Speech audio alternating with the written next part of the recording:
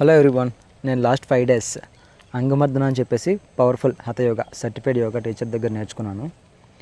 Yoga or gym అనుకున్న టైంలో యోగా అని డిసైడ్ అయ్యాను బెస్ట్ అని. ఎందుకంటే జిమ్కి వెళ్తే మన బాడీ మొత్తం టైట్ అవుతుంది, చాలా ఫిట్గా ఉంటుంది.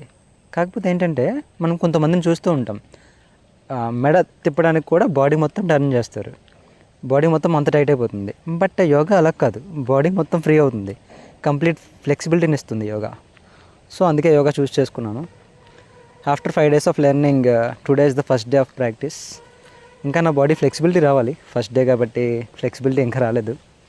డైలీ ప్రాక్టీస్ చేస్తే మన బాడీ కంప్లీట్గా ఫ్లెక్సిబిలిటీ వస్తుంది, ఇంకొంచెం బెటర్గా చేయగలుగుతాం.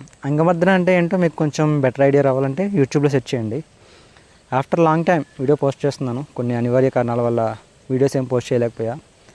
అండ్ ఈ page name follow your self, ఇది ఒక బుక్లోంచి తీసుకున్నాను.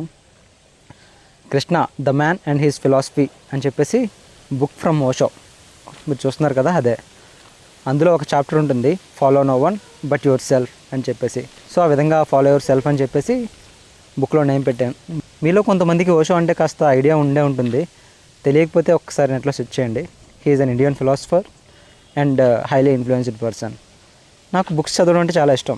ఓషో బుక్స్ ఇంకా ఎక్కువ చదువుతాను, అట్లీస్ట్ 7 to 8 బుక్స్ కంప్లీట్గా చదువుకుంటాను ఓషోవి.